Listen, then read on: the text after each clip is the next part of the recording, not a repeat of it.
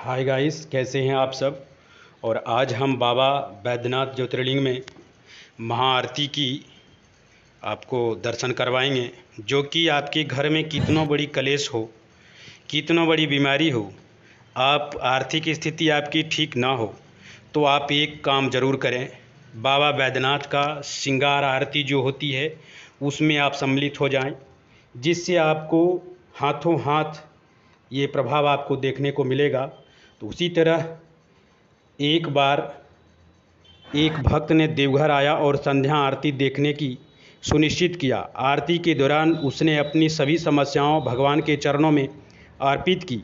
जैसे ही आरती शुरू हुई, भक्त ने एक दिव्य अनुभव किया। उसकी आंखों के सामने भगवान अलौकिक रूप प्रकट हुए और उनके दिल में एक गहरी शांति का अनुभव हुआ। कुछ दिनों बाद उसकी सभी समस्याओं का हल हो गई। उसने कहा कि संध्या आरती ने उसे नई ऊर्जा की विकास कर दी। दूसरा आदमी जब आए देखने की, उनकी भी बड़ी समस्या थी, तो वो आरती में सम्मिलित हुए। एक ही परिवार में झगड़े चल रहे थे। परिवार के मुखिया ने सभी को संध्या आरती के लिए देवघर आने के लिए कहा। आरती के समय सभी ने मिलकर भगवान शंकर से प्रार्थना की के बाद सभी दलों के एक दूसरे के प्रति प्रेम जग उठा। इस अनुभव ने उनके रिश्तों का मजबूत किया और परिवार खुशहाल लौटी। सबने माना कि संध्या आरती ने उनकी कुटुंब एवं परिवार में सुख चैन आ गई। और तीसरा आदमी फिर आए।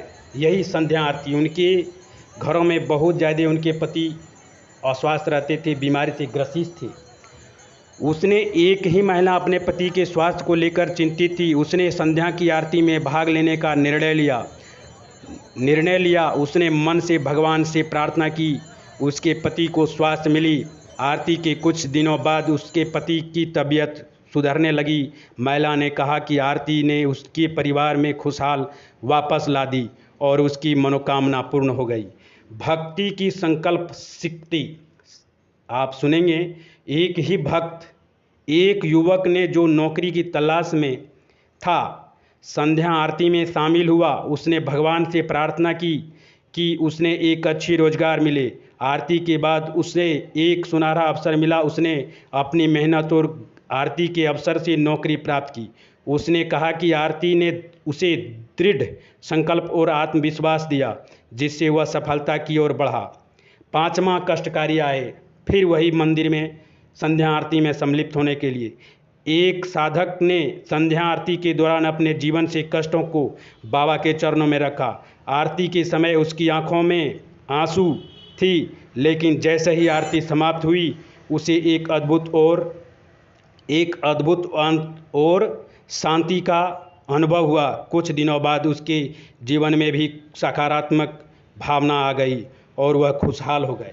तो ये है भगवान की दिव्य आरती। अगर आप सब भी कष्टकारी हैं तो बाबा की दिव्य आरती में सम्मिलित हो जाएं। बाबा आप सबों का मनोकामना पूर्ण करेंगे। और ये जो दिव्य आरती है, हर शाम 7:30 बजे शुरुआत होती है और 8:30 बजे समाप्त हो जाती है। जिन यात्रियों को ज़्यादा तकलीफ़ हो, कितना बड़ी बीमारी आपके घर परिवार संबंधित में हैं, तो ये बाबा बैद्यनाथ का श्रृंगार आरती में सम्मिलित हो जाएं। बाबा बैद्यनाथ आप सबों का मनोकामना पूर्ण करेंगे। हर